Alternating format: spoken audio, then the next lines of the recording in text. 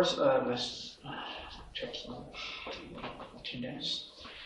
So, 付录语，赵佳琪，回家园，陆一凡，姚福歌，于东浩，瑞 K， Jana， 林 ，Yes， Tuna， 蔡家峰。Maxine.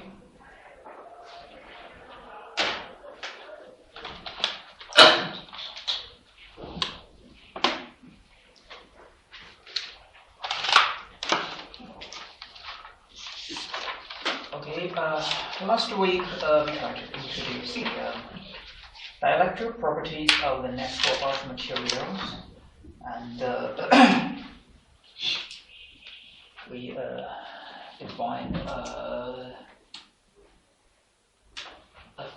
regular or irregular form for the properties of the dielectric properties of the mixtures, and it can be expressed as the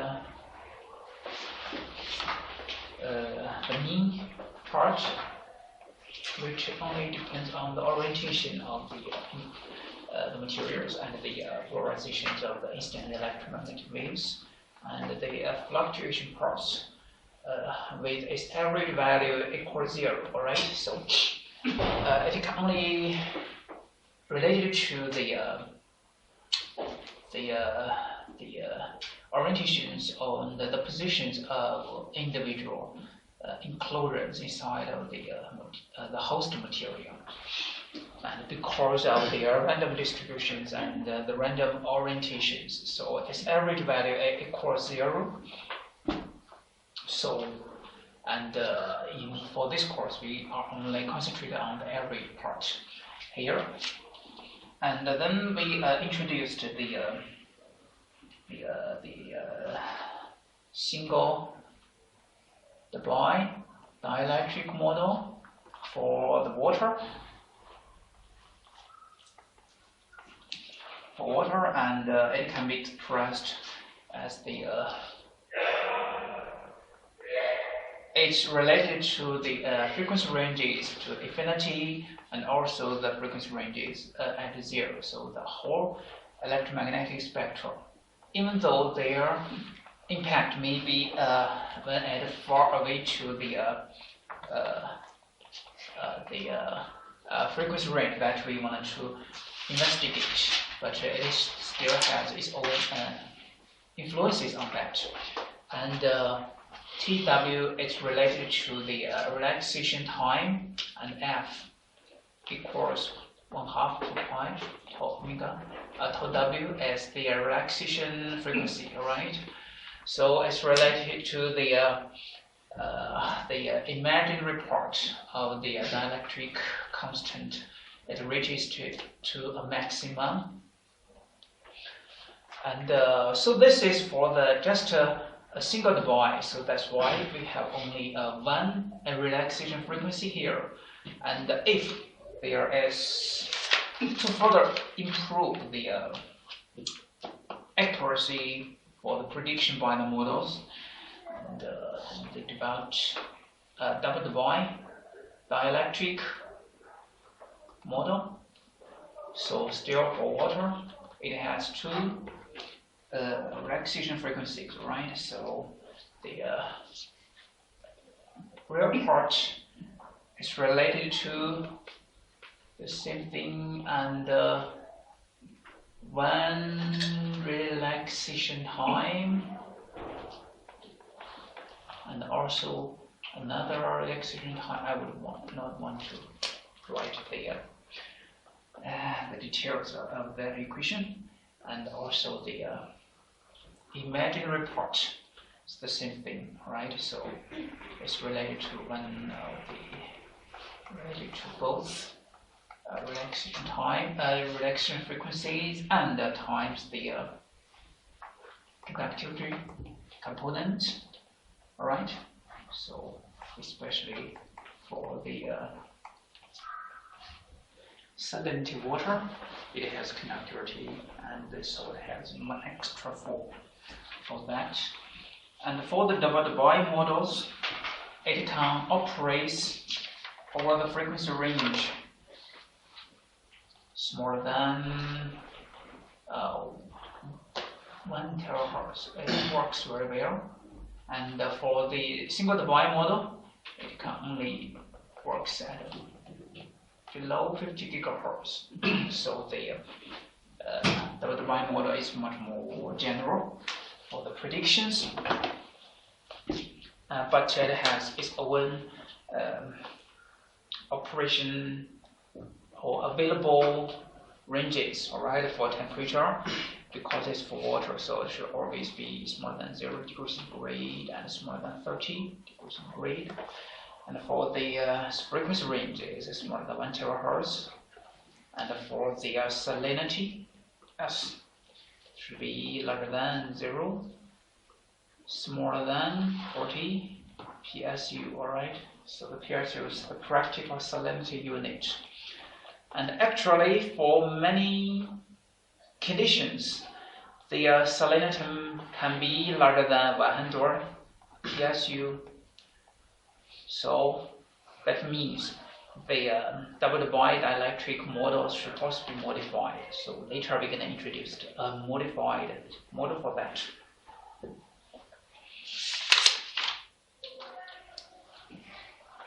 Then we continued that with the ice, alright? So for ice, of course, ice for pure ice is composed by the ice particles together with the air pockets inside of it. So for the pure ice, if for pure ice there's no it can be regarded as a homogeneous material, and its relaxation frequency previously for water, it lies in the range of the microwave region. So that means if we want to introduce the interactions of the microwave or millimeter wave or terahertz wave with the water, the frequency, the relaxation frequency gonna place a much more obvious impact on its performance. But for the ice, because its relaxation frequency lies in around the kilohertz, so it is far away from the microwave region. So its dielectric constant maybe almost keeps its own trend, and the influence of the relaxation frequency can be neglected. So its real part can be regarded as, because if we look at this term, for example, if the frequency is in the kilohertz region, this part can be neglected, and then it can only be related to the infinity part here. And for the imaginary part, it's related to the frequency range, and also there is a constant alpha node which related to the relaxation frequency, and it's related to this term, around this term. And this is for the initial part. And after that, then they tried to let it to be more consistent with the mirror data, and they found that it also has a term that's related to, or it varies linearly with the frequency and with a constant beta node. And alpha node and beta node can be obtained by fitting to the mirrored data, and so it is same empirical expressions for that. Many kinds of that, so it depends on the samples they used. So this is for the pure ice, and mostly there should be enclosures, alright? There should be enclosures inside of the ice, and so the the media becomes a mixture of several components together. And firstly, we introduced the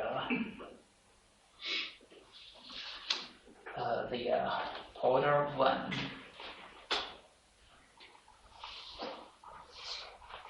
Setting the law formula. All right. So it is expressed. It is introduced to a depolarization factor, AU.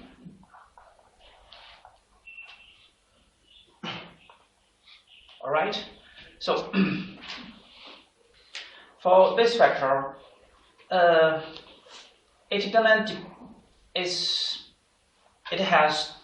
it depends on the shape of the enclosures. All right. So for the ice enclosures, it looks like this one. For ice enclosures, we usually consider it to be ellipsoids. All right. So as ellipsoids, sometimes to simplify the theoretical model of conduction, we really take or consider or regard the enclosures to be ellipsoids or spheres. And here we consider it to be ellipsoid, so it has the dimensions is to A, to B, and to C, and its volumetric fraction is related to the its volume for the ellipsoids, right? And the times the number of F divided by 1 in unit volume, and so then the polarizing factor varies under different kinds of conditions. So for the prolate spheroids,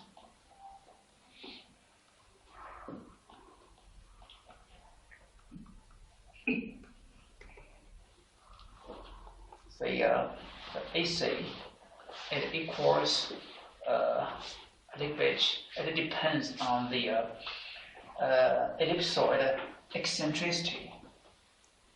All right, so Q and ln 1 plus E divided by 1 minus E minus 2E, and AA equals half of 1 over 1 minus AC. This is for prolate spheroids. And also for spheres, it becomes more severe here. All right. So because AA plus AB plus AC equals 1, so then each of them should be equals 1/3. And for oblate spheroids, so the same thing is there. AA equals AB equals half of 1 minus AC, and the AC is a little bit different, so it's 1 over A squared. A is it also is the ellipsoid eccentricity, and can be expressed as the 1 minus square root 1 minus A squared times 1 over C. This one, and more further as the circular disk.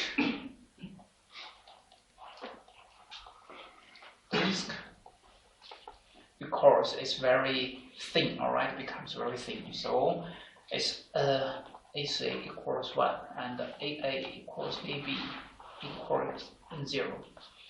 And for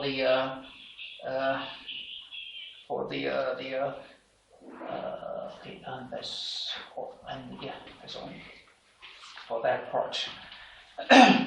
So this is the expressions for the depolarization factors, and then we can add them to the expressions, the general expressions for the mixture of the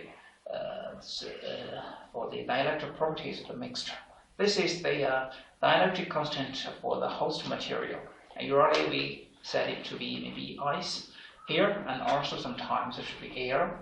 So, and Vi as the volumetric fraction of the of the ice enclosures, and this is the host materials expressions equals VOC, and 1/1 plus EU times I divided by epsilon star minus 1 here.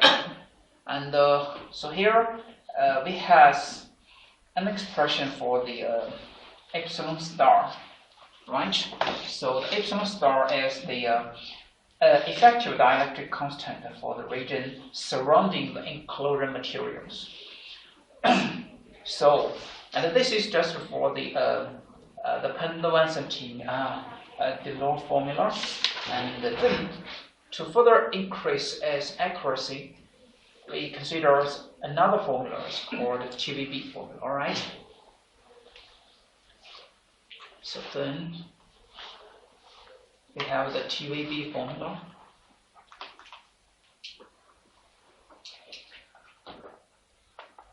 The TVB formula it considers the it also considers the enclosures to be ellipsoids, and there is another layer of the host material, the shell, and it surrounds the ellipsoids, and they have the same affixed enclosures for that. So for the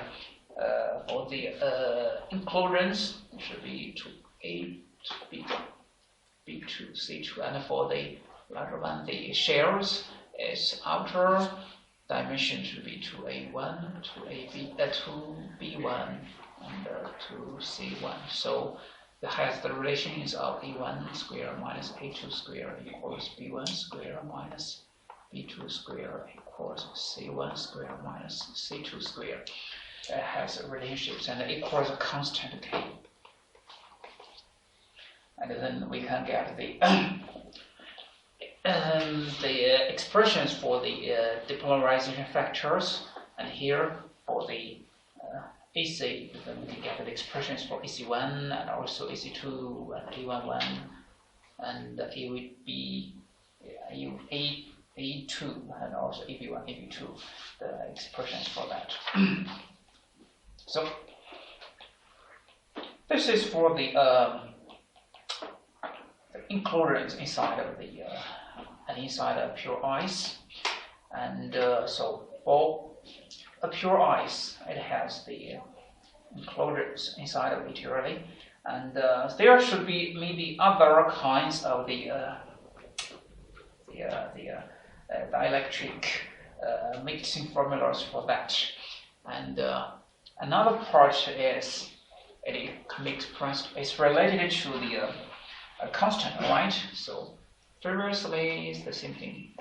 The host material plus the volumetric fraction times the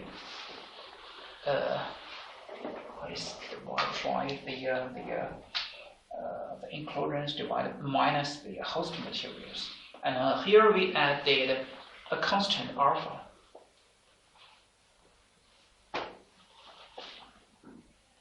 For that, alpha is related to the models it can be used, and so if alpha equals 1, previously we said alpha equals 1, so this is kind of a linear model.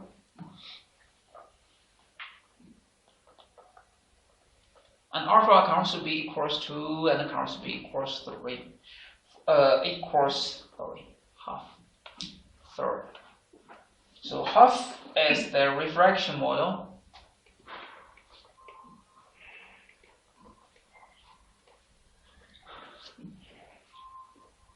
Refraction model, refractive, or refraction, okay, refractive model. So for the refraction or refractive, which means it's related to the refractive index, all right, or the refraction constant, square root of the dielectric constant, all right. So when alpha equals half, that means it equals epsilon half, or to the power half. So that's why it is called a refractive model. And if it's a third, then it is called a cubic model. So that means alpha is related to the cubic root of the dielectric constant. Actually, these values may sometimes the constant alpha is between the 1.5 between both, and then it is necessary for us to conduct that.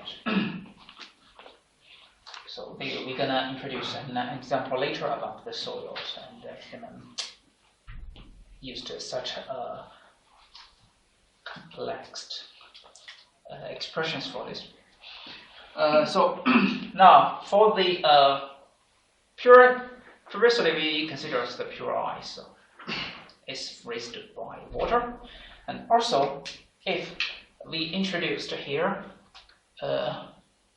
we introduced this term because sometimes there are some salinity water. All right, so for the salinity water, we have a salinity S, so it's related to the conductivity part or term. So if for the sea ice, for sea ice, it is a little bit more complicated because previously I said that for the water ice or pure water ice, it has the it can be a homogeneous and isotropic medium, but if there is inchlorines, then we can consider conduct that by the mixed models, right? So for the sea ice, it has some more inchlorines. It is called the brine inchlorines. So please look at this picture. So this is a sea ice. So there is ice crystals, and there is the brine inchlorines. So like the direction of the black arrows. So this is the brine inchlorines.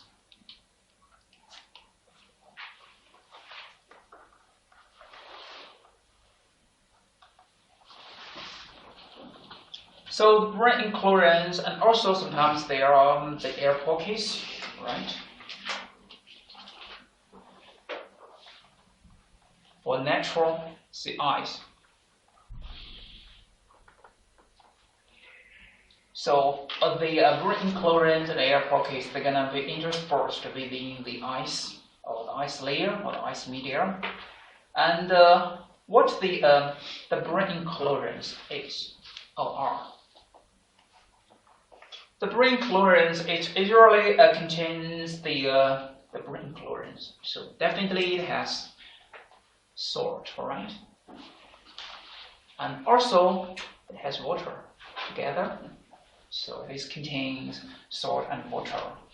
And so as we know that the salt, it has a lot of conductivity, right? So for the sea ice, due to the presence of the brine inchlorines, its dielectric property is going to be significantly different from that of the pure ice.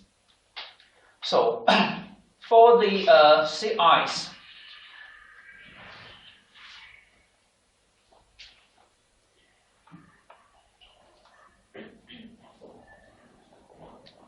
it has different thicknesses, right?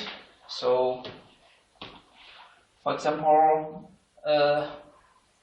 if there should be some kinds of categories depending on its length formed. For example, or mostly what we say is the according to, for example, the South Pole or the North Pole, there are many they are always raised and with the ice layers. So the first, the most commonly is the multi-layered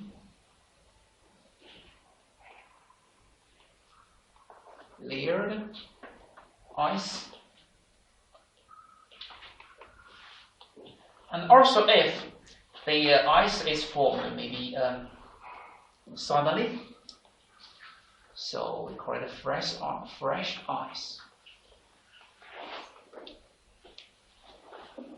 Or we can call it young ice. And also, if it's raised over 1 year, it is first year ice.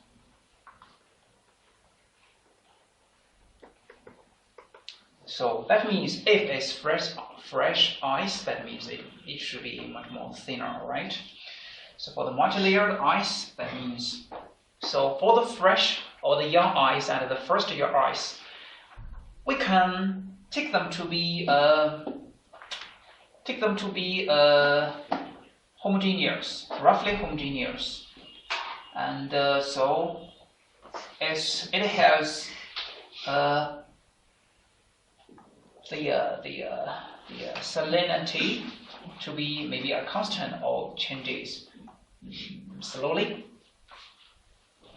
So for the young ice, it is usually less than 30 centimeter, and for the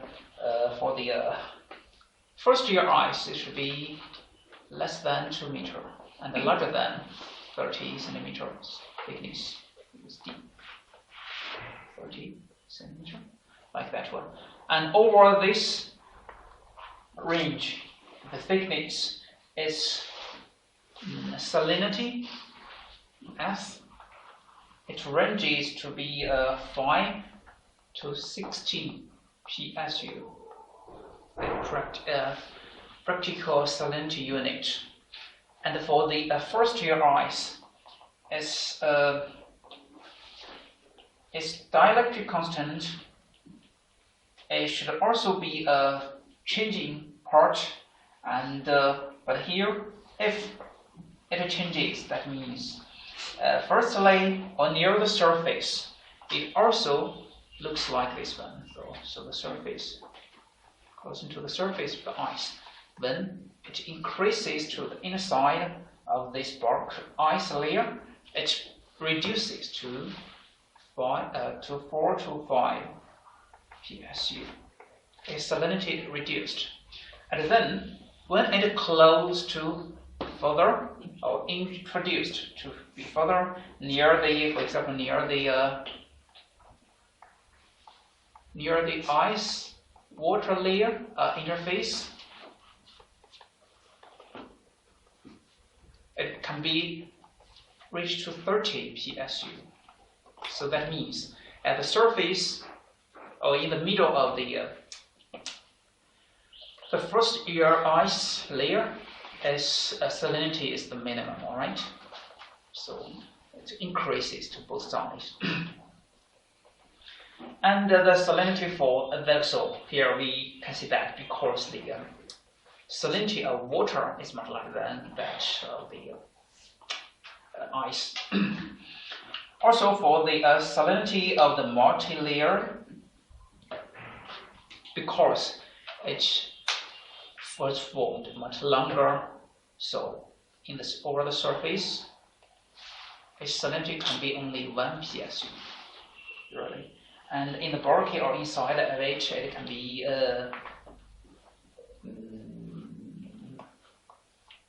bulk of it. It can be 2 to 3 PSU. So over the long time, its salinity gonna decrease, actually. And so this also depends on the positions of the seal, right? So, for example, if closing to the it's determined by the salinity of the water or the ice water, seawater, depends on that. And for example, for the Antarctic, Arctic Ocean. So its salinity of the water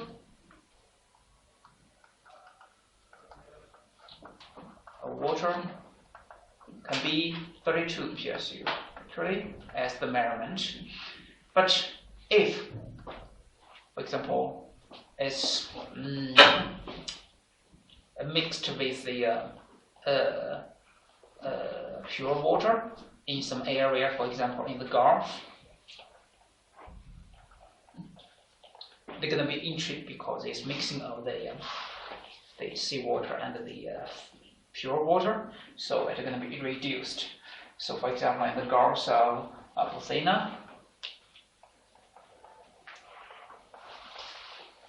it can be reduced to 2 PSU actually for water. And for the Gulf of Finland,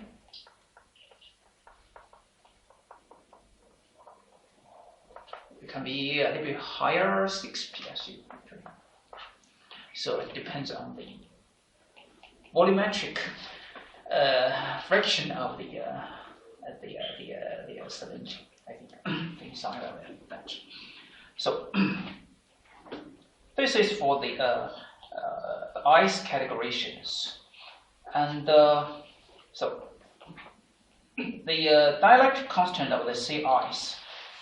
So until now we know that it depends on several parameters. All right. So firstly, we call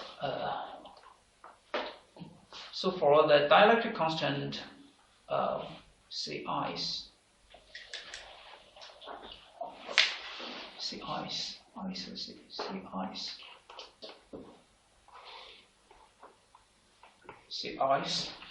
It is related to firstly as the dielectric constant of ice. All right, and also the complex dielectric constant of the brine includance. Right. So this is ice, pure ice, and brine includance.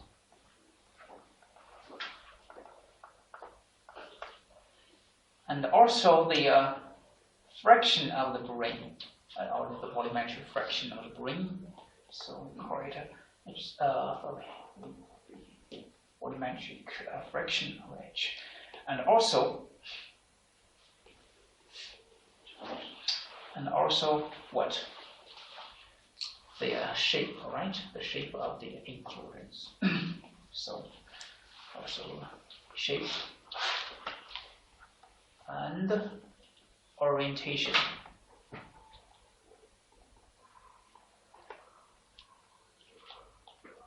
Of includance. It depends on all these 4 parameters, and so this is a general relationship. We think this depends on that one, and definitely all these parameters, for example, for the ice and for the brine includance, it depends on the also depends on the frequency, and also depends on the temperature. So the total of the whole dielectric constant for the sea ice is the frequency and the temperature dependent parameters. Okay, so then firstly, previously we introduced that for the ice, and then we're gonna more concentrate on the brine includance. So next is the dielectric constant brine. Dielectric constant of brine. So for the as we previously know that the salinity of the liquid brine, it can also be liquid and it can also be freeze. It depends on the temperature. So in the sea ice, the liquid brine also there is a little bit part of the liquid brine exists, and according to or depending on the temperature of it, when the temperature decreases further, then the fraction of the liquid brain gonna be reduced, and also it's gonna be frozen inside of the sea ice. And so there is another parameter that is used to represent or for the calculation of its dielectric constant that is called salinity of brain. So brain salinity.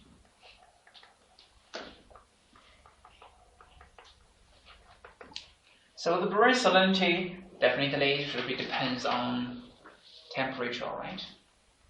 Depends on temperature. It's definitely temperature dependent. And until now, there is still no general expressions for the brain salinity actually.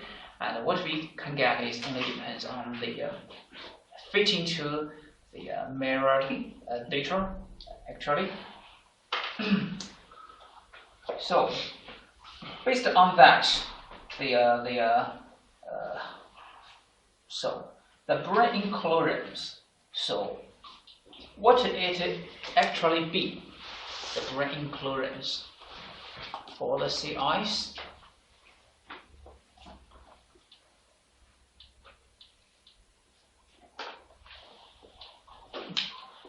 You ready for the sea ice?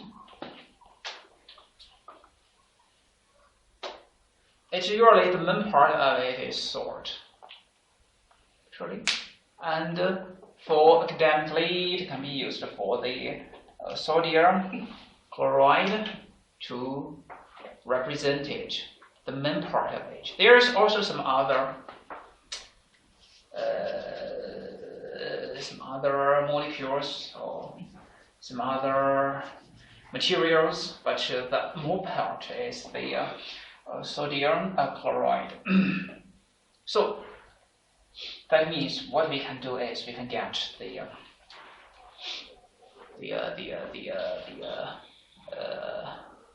salinity of the dielectric constant of the this part of the sodium, called the sodium chloride. Then we can get the expressions for the that part. So it can be expressed as the real part of it, still the same thing as the bimodal times epsilon b naught minus epsilon w infinity divided by 1 plus the relaxation part, alright? So this is the expressions for the real part of it. And also the expressions for the imaginary part can be get based on the single Debye model. Actually it's a single Debye model, right? So t times epsilon b naught minus epsilon b infinity. This is b. What? 1 plus the relaxation time of it. And definitely the conductivity rate, alright, it is very, very important. So, because the brain salinity, it is temperature dependent, as we know that. So, it depends on the temperature.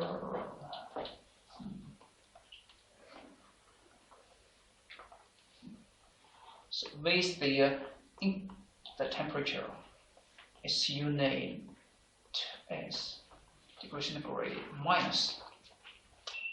That means here is 1, maybe 10, today 30, minus 30 degrees centigrade, okay? And then you're going to change this very like such a change. So with the decreasing of the temperature is salinity, the brain salinity is going to increase.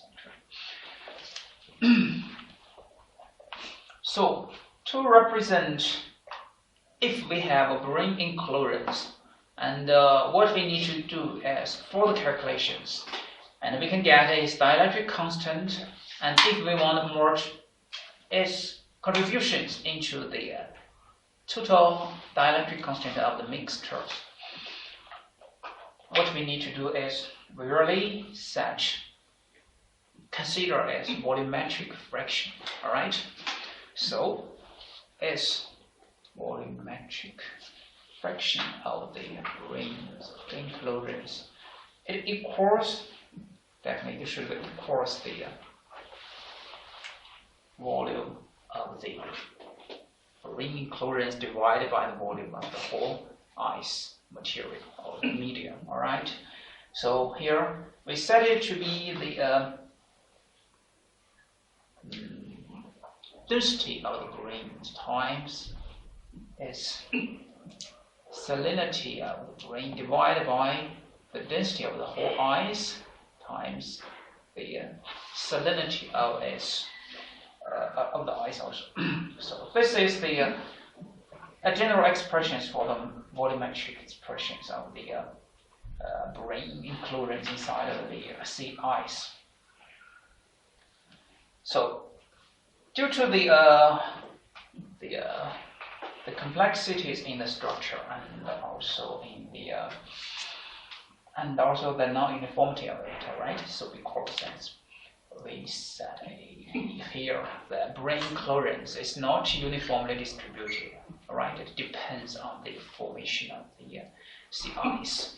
So the structure shows non-uniformity actually, and so what we can do is its dielectric properties should be much more difficult to attain actually, but we know that it definitely depends on the temperature inside of it, especially for ice, right? Because it's usually formed due to the decreasing of the temperature, and also it varies with respect to the volumetric of the grain enclosures. So now what we should do is we should consider these terms, and actually there is no exact demonstrations on this part, and there are many kinds of theoretical models depends on this equation, but the parameters of Earth should be modified based on your measurements. So if you want to get a better theoretical model, the first thing you should do is just modify the parameters in your model based on your measurements. This is the only method that we can do. So this is for the sea ice, and there is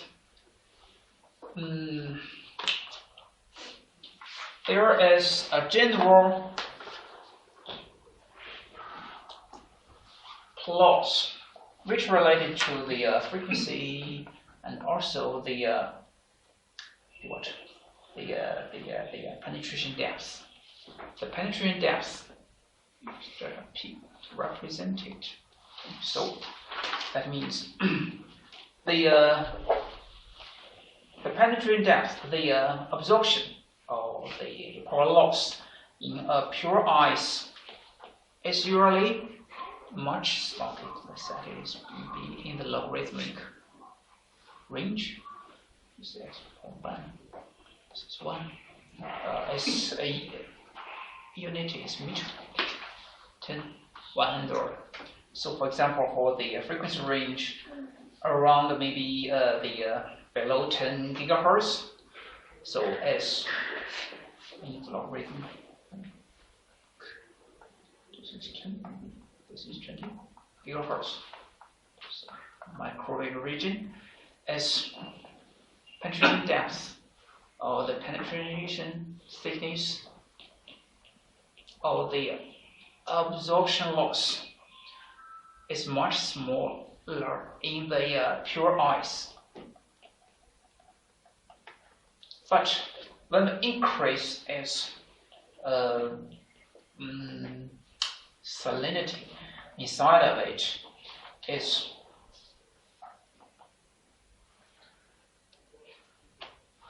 its penetration thickness or penetration depth going to be reduced, and its absorption or signal loss going to be increased. And here also, as we mentioned previously, there is freshwater, right? So for the freshwater or the 1 year ice, or fresh ice, and or the 1 year and the 1 year ice, its salinity is much higher than the multi-layered ice, all right? Sea ice. Sea ice. So that means its absorption is much larger than the multi-layered sea ice. So that means its penetration depth is smaller than the multi-layered sea ice.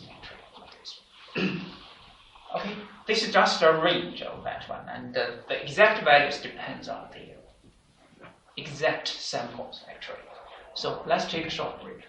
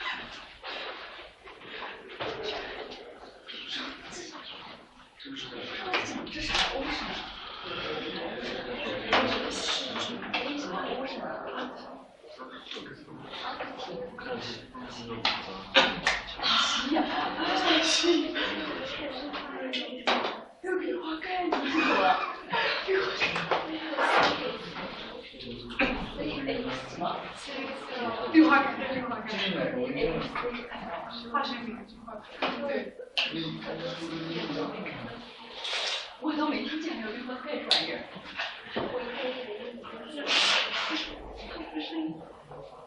他讲的是二零。啊。对，然后还有就是他讲这个你们竟然没听懂啊！我一个字都没听懂。还有那个盐水，还有那什么，那个我不知道，我说求的资料，PM 是什么意思？多少 PM？ 就这里有个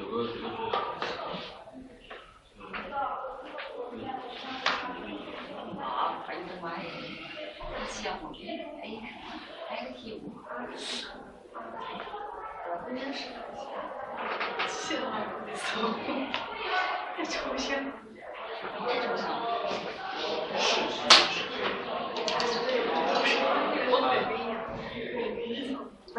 是不是要考虑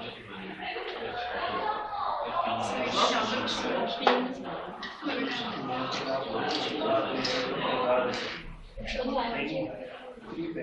青岛北大，但是所以他讲什么时候？不懂。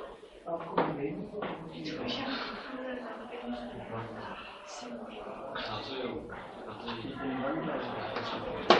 啊，你还讲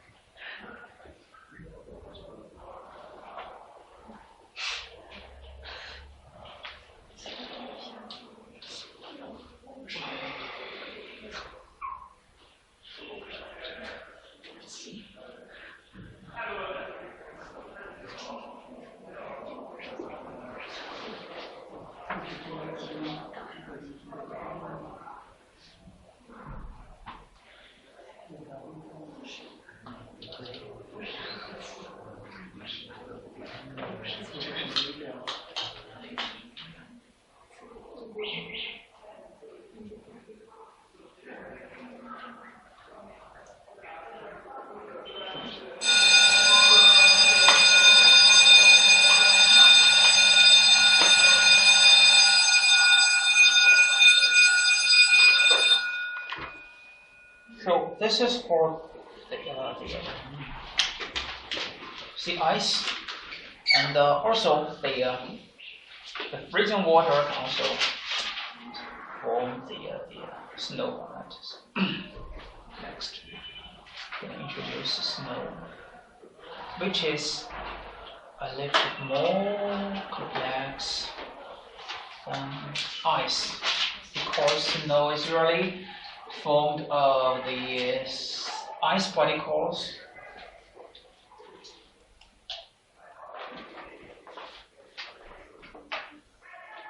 together with air, right? Because we can regard the air as to be the host material with the ice particles inside of it. And sometimes when the temperature decreases, or with the temperature reaches to 0 degree, there's maybe water inside of it, so this then it formed a kind of wet snow. And here, if there's no water inside of it, or just a much smaller volumetric water inside of it, it can be called dry snow.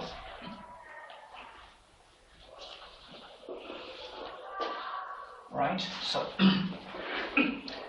the for dry snow is dry snow. For dry snow, its dielectric constant only depends on that by the air and also by the ice particles, right? So as constant, we call dry snow as a real part minus j minus the imaginary part, and that for the depends on two parts. One is the dielectric constant of air equals 1, and also the dielectric constant of ice.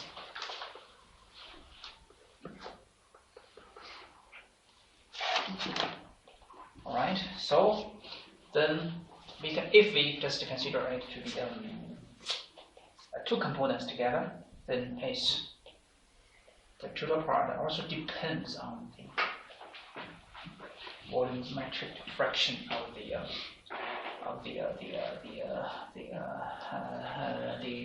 ice inside of it. All right. So it depends on the ice volume fraction. It depends on the density of the snow divided by the density of ice. So for the density of pure ice, it's usually the density of snow. Maybe it's gonna be varies. It's gonna exert a significant variation due to the formation of the snow. But for pure ice, it's usually a constant, and it sometimes can be 9167 grams cubic centimeter, like that one. But for the density of the snow, it depends on the actual samples, definitely. So, and for the ice, previously we said that its value is because for the pure ice is a relaxation frequency lies in the kilohertz range. So its imaginary part here are the course is infinity frequencies over the whole frequency range is almost a constant. It can be 3.17. So the constant of the dry snow can be finally 1.4 I divided by 1 minus 1 or 2 I. So it only depends on the volumetric fraction part. So this is just an expressions conductive based on the TVB model plus the general approximations for the real part of the ice. And then how about its imaginary part for ice? For ice, its imaginary part is usually much smaller than the real part, and because its absorption is very small for pure ice, just for pure ice. So according to this plot, according to this curve, so that means the imaginary part can usually be ignored. Usually can be ignored, but if we wanted to get an exact expressions for it, as we know that the dielectric constant of the ice, of pure ice, depends on firstly the temperature dependent, right? And secondly, as frequency dependent. Even though for its real part can be regarded as constant, but there is a small variation which can be neglected. And for the imaginary part, it also depends on both parameters. And according to the fitting to the measurements or the fitting to the measure data, and it can be conducted as for pure ice, for the dry snow. This imaginary part can be 1, 3, 4, and I double prime divided by 1 minus 142 and VI squared. So this is a general expressions for the this part, and also under the approximation that the real part of the ice is a constant 3.17. So this is for the dry ice. So for dry snow, for dry snow, there can be many measurements on that one, because for dry snow is very common, especially in the north part of the Earth in winter. So if there is water inside of the snow, then the is dielectric constant is going to be much more different. All right, it's going to be because the density of the water is different from that of the dry snow, or just snow, pure snow. So the density of water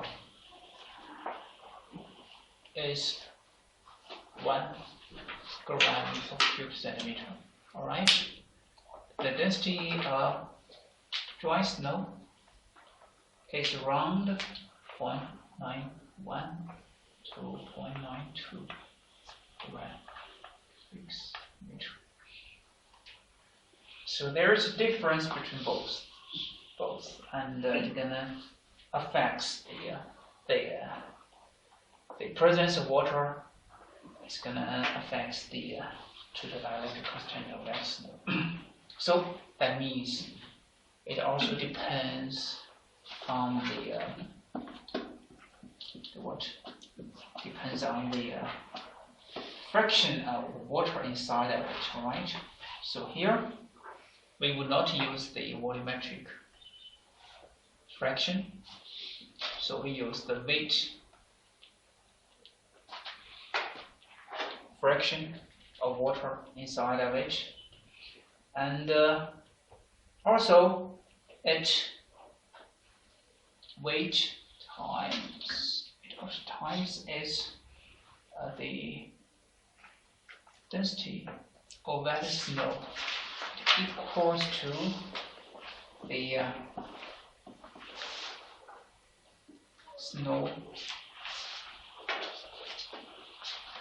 richness. So we call this term as snow richness. The snow richness, that means the volume fraction of liquid water in the snow mixture.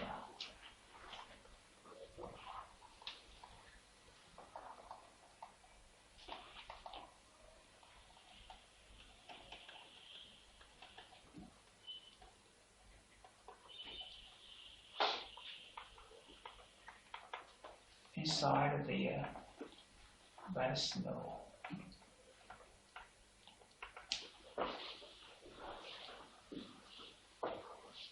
So this is an expressions for that one, and sometimes maybe if you cannot get the exact values for snow wetness, and you can based on this equation to represent it. So the rho Ws is the density of wet snow. All right. For the dry snow is this one, and for water is this value. So that means it lies in the range of 1, 2, 1, right? Between both values. Depends on that one. And actually for the wet snow, its wetness, the snow wetness usually is larger than 10%. Smaller than 40%, usually in this range. If it's larger than 40%, that means its temperature is too high, that it's going to be becoming the water or droplets, and it cannot be snow actually. And this, if it is more than 10%, you can regard it as dry snow, approximately.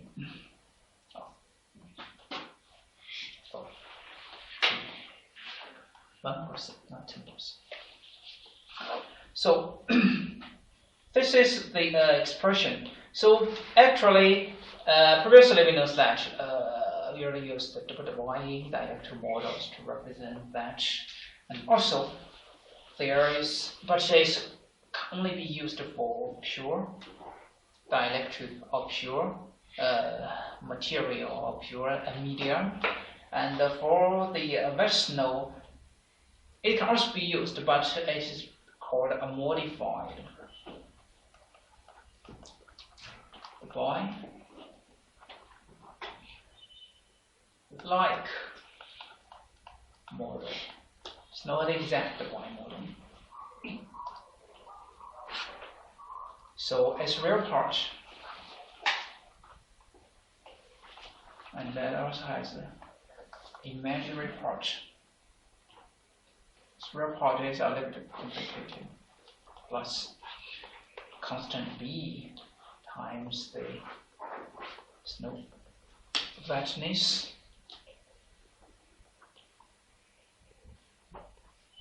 divided by F over F node. The relaxation, F node is the relaxation frequency of ice, and this part equals C times F over F node, the relaxation frequency of ice times the snow wetness to the power x divided by plus squares. So this is the expressions for that one, and the parameters A, B, C. Actually, it depends on the on your fitting to the measurements, and it also be different for in different areas on the Earth. Also depends on, it varies with respect to time, so it depends on the exact measurements based on that. So this is the wet snow. So literally, next we're gonna introduce is the minerals. Here's also some soils and rocks. So for the dielectric constant of rocks.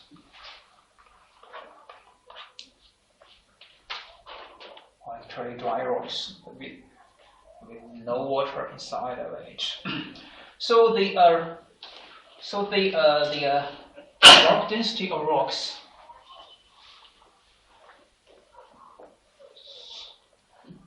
it depends on its state. All right.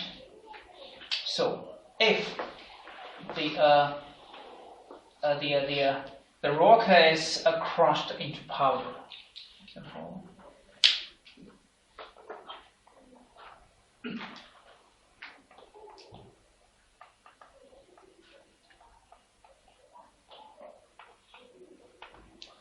Its density can be around like water.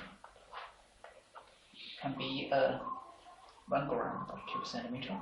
But if it's solid, like some with high density, so like the peridotite,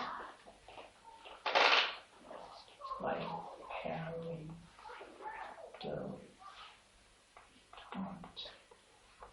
like that one, its density is around 0.4.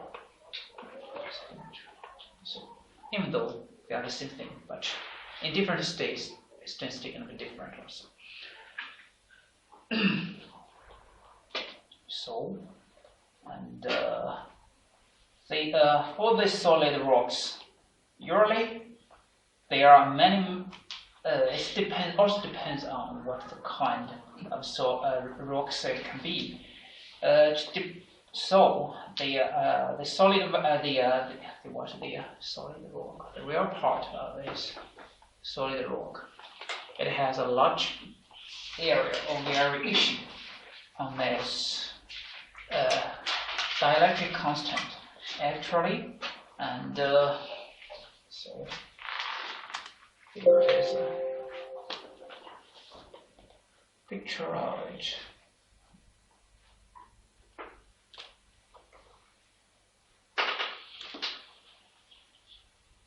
So for this picture, it summarizes many kinds of rocks on the Earth. We can see it just shows its real part of the dielectric constant, and it varies from 2 to 10, all right, around 2 to 10, and also we can see that. So at the frequency of 450 megahertz and 35 gigahertz, its variation is not so large, right? Sometimes for some materials, but over the whole part, over the whole chain, they are almost do not depend on the frequency. So roughly we can set the real part of the dielectric content of solid rocks to be frequency independent.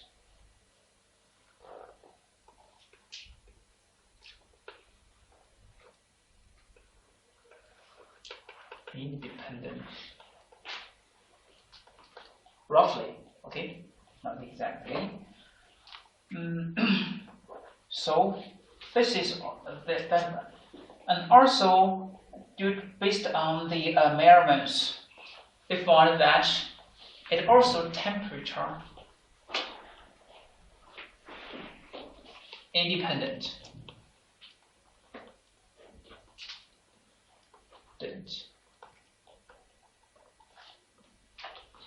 It is also temperature independent, and so according to the same empirical expressions, it can be only depends on the density of the rocks. So it can be expressed as 2 to the power of b equals power of b. And the 2 here, why it is 2? 2 is the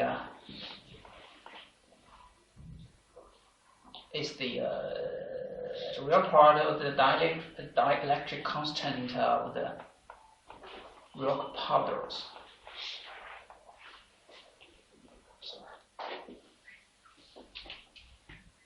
This is the real part expressions. And for the imaginary part, it can also there's no exact expressions or a general expressions for it, but it can be related to. Previously, we know that for the ice, the mean tended to be there as it varies with respect to the inverse of the frequency. All right, and also we added another part that depends on the frequency part, but here it's not like this one. Here is a constant like this one, according to the fitting to the mirror data, and the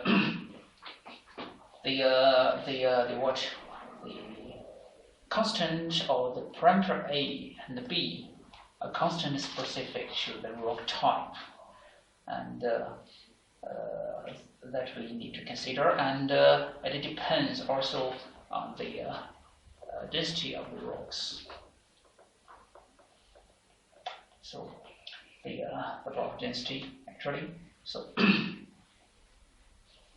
here it is looks like this depends on this equation, and so here because from this equation we can see that it does not depend. It has no apparent correlation with respect to the bulk density B. All right. We know that it depends on this term, but it's not exactly. We cannot get an expression for the relationship between both, and also because the imaginary part actually it depends. It's definitely. It varies significantly with respect to frequency. So as frequency and temperature dependent, actually. So according to the measurements, so that's why for the measurements for different frequencies of different temperatures is absorption or attenuation definitely depends on the operating frequency and the temperature. But for the imaginary part, according to the measurements, they found that the influence of the bulk density is significantly reduced compared to the frequency and the temperature. So that means for its real part, it more depends on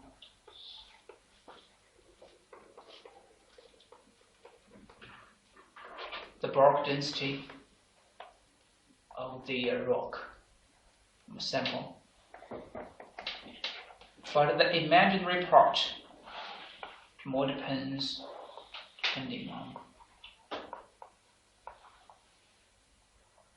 frequency and the temperature. So now if we reduce the or we crush the rocks to be powders, and it's gonna maybe becomes like a kind of silt, and over the time there may be some becomes sand, and over time there maybe it combines with the silt and combined with the clay, then you're gonna form the soil, right? So The next is the dielectric constant of soil. So for soils, let's look at a picture of soil.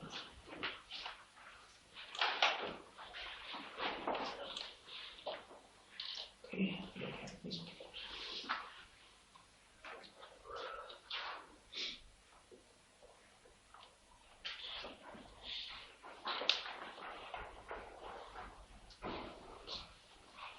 So this plot is the agricultural triaxial classification on the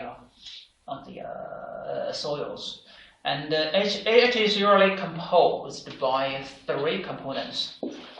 It's the first one is sand, together with clay, and then with silt together, and then it composed both 3 together, and composed to be the soil.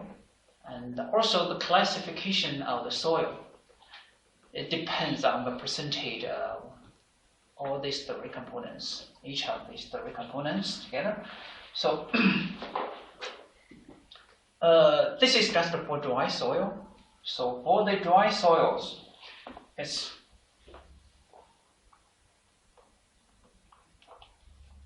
the real part and its imaginary part is the soil. The real part is usually between 2 and 4, and the imaginary part usually is more than 5%, according to the measurements and all these kinds of the soils. And there is also an expression for the real part. It can be expressed as 1 plus 4/3 squared. So this is also the bulk of the density of this soil.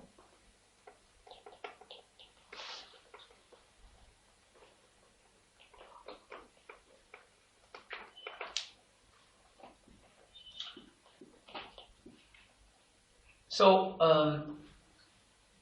this is, from here we can also see that it depends more on the density of soil bulk. But the influence of the temperature and the frequency is not that obvious. However, when there's water inside of it, this is just for dry soil, okay? Dry soil. If there's water inside of it, becomes wet soil. So because of the presence of water inside of it, the dielectric constant for water is usually, yes, definitely depends on the temperature, actually, right? And also the frequency also. So this term is also depends on that. But here, previously, when we analyze the water inside of the sample, for example, the snow, and we just consider, okay, the water is water. But here, for the soils, the water has 2 kinds of states. The first one is because the water molecule, the water molecules, if it is close to, or if it is close to the soil particles, because of the surface tension of the soil particles, it's gonna be absorbed together and gonna be bonded with it, and it's really a little bit difficult to separate them. So we call such a kind of the waters to be bond water. And also, if the water molecules is a little bit far away from the soil particles, but still inside of the soil samples, we call it free water.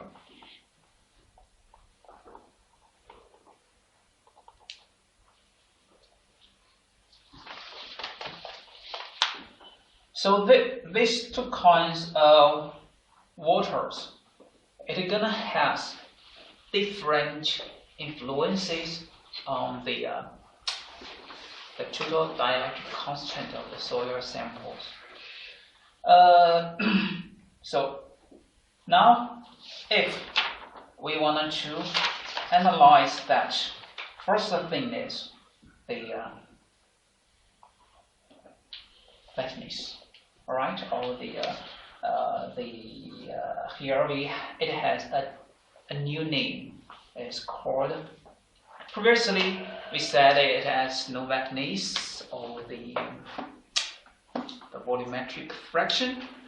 So here we call it a moisture.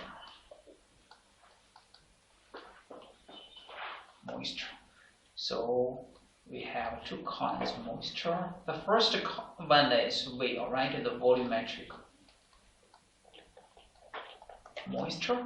The second one is gram, all right, so it's gravimetric moisture. So if you read some references, sometimes the reference use the volumetric moisture, sometimes they would use the gravimetric moisture, and it depends. So this is one is the volume of the water divided by the volume of the total sample, and also here it depends on the volume of the mass of the water divided by the mass of the total sample. So, but as we all know that sometimes maybe if two samples, we have two soil samples, maybe sometimes they have the same gravimetric moisture, but their volumetric moisture can be different. And sometimes for two kinds of or for two samples, they have the same volumetric moisture, but their gravimetric moisture can be different. So the use of them, or the use of each one of them, it really depends on your samples, or depends on what you want to analyze actually. And here, for the volumetric moisture, for the gravimetric moisture, what we can do usually as it depends on, we can just take a meter, alright, to measure that. It is more convenient. And for the volumetric moisture, we usually used to do is use the pressure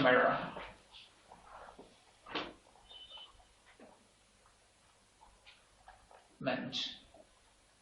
We just increase the pressure. We put the sample inside of a container, and we increase the pressure inside of it and squeeze the water out from the sample.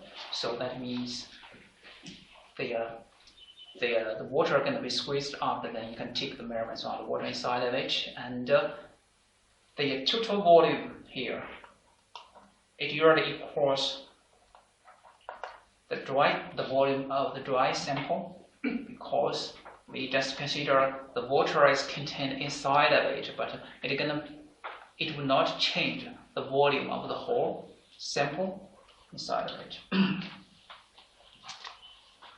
So this is for the soils, and actually, as we all know that the expression, or the exact expressions for the soils, especially for the wet soils, is usually complicated, and so there are several kinds of expressions for it. The most accurate model is for the soils depends on the some empirical assumption, and the real part is usually 1 plus 0.66, the bulk density plus the volumetric moisture, and the real part of water plus minus the volumetric fraction of the moisture divided by this one. Alpha is also the same thing on the constant as we considered previously, and but there it has another parameter, is beta, the power of beta one here, and for the imaginary part too, and also some the imaginary part have it. And alpha and beta, beta 1 and beta 2. Also the parameters that depends on the measurements actually fit into the measurements and get the exact values of that one. And so if in the homework later, next week, I'm going to distribute that. And there should be several publications and concentrated on the soils dielectric constant. And you can see that the values for these parameters is going to be different for each of the materials or the samples actually. And so yeah. So this is the soils, and for the soils, it also has the actually sometimes it also has influence of it also suffers the influence from the conductivity of it, and the expressions for this one is also the sample dependent actually.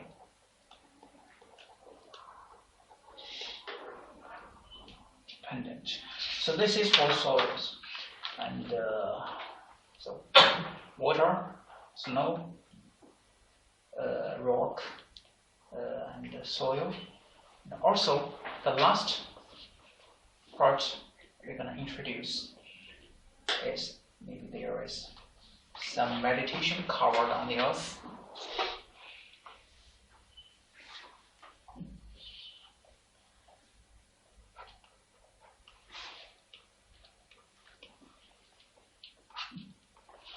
So the vegetation covered on the earth, and we can call it a vegetation canopy.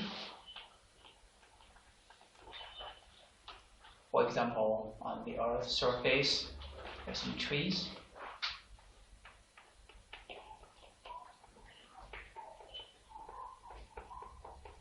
Covered above it, and this gonna influence it's going to be considered as a kind of medium actually. And for the canopy or it contains, for example, a tree, it contains leaves, all right.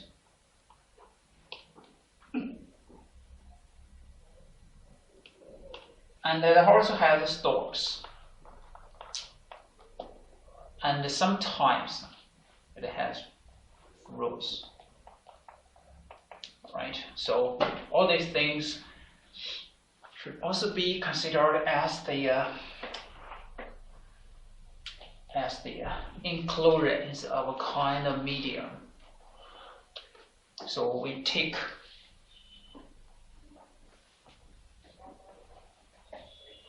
this layer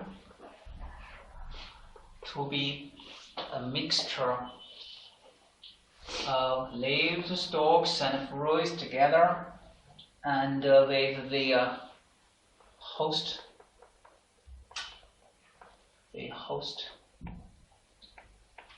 material or medium to be what?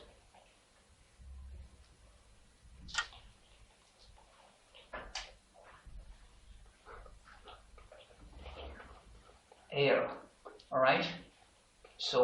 we said the host medium is air, and the leaves, stalks, and fruits to be the enclosures inside of it. So that means what we should do is we get the dielectric constant for all these enclosures, all right? So L, so S, so F. I can combine them together and get the expressions for H. So actually, for the fruit, there's the dielectric constant for this part is definitely different to the dielectric constant of the leaves and stalks. So the leaves and the stalks, usually we consider them roughly equal to each other. So, and it can be expressed as, for example, the expressions for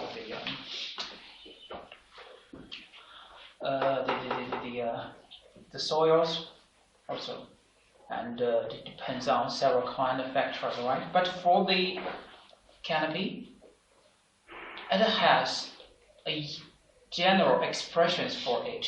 So for the leaves, for example, it has also has mostly water inside of it, all right? So it should depends on the dielectric constant of water. And also, if there's no water, a term corresponds to the dry sample of it, right? Without water inside of it. So we call it as a residual component.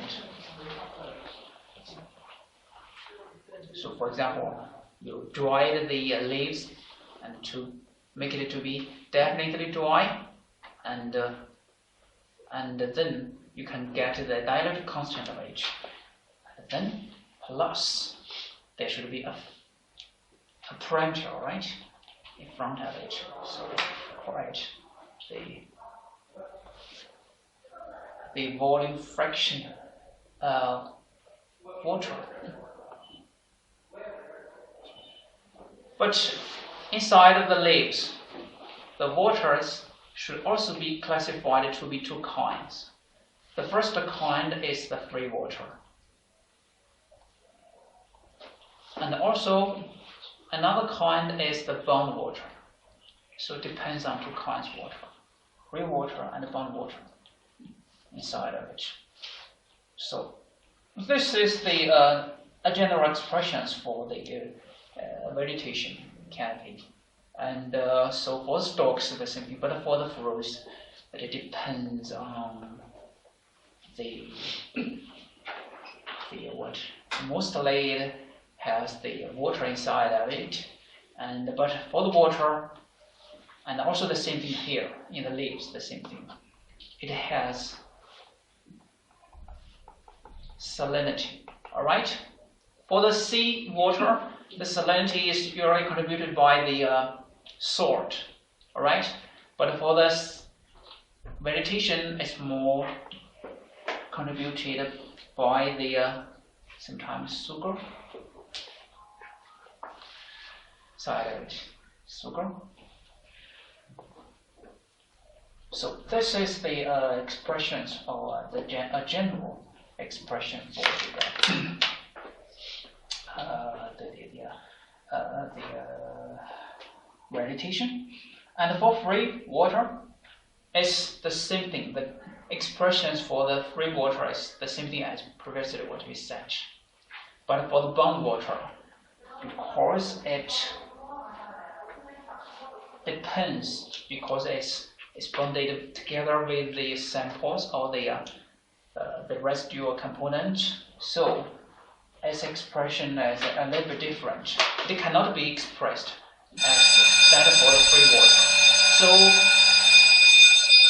for the bound water, it can be, there is many there are also many kinds of expressions for it. And one kind of expression is expressed by this one, 1 plus f divided by 0.18 square root of h. And this expression is called core expression. It has a name. And a very old publication concentrated on this one. And there is also some modifications to make this equation more accurate with the mirror data and many kinds of that. And it depends on also the measurement that we take. Okay, I think we are done for the dielectric constant or dielectric properties of network materials until now. And next week we're gonna introduce more on the sensing of this sort of kind of materials with respect to their shapes, their sizes, or their materials. Okay, on Wednesday, not next week. Okay, I'm gonna see you guys on Wednesday.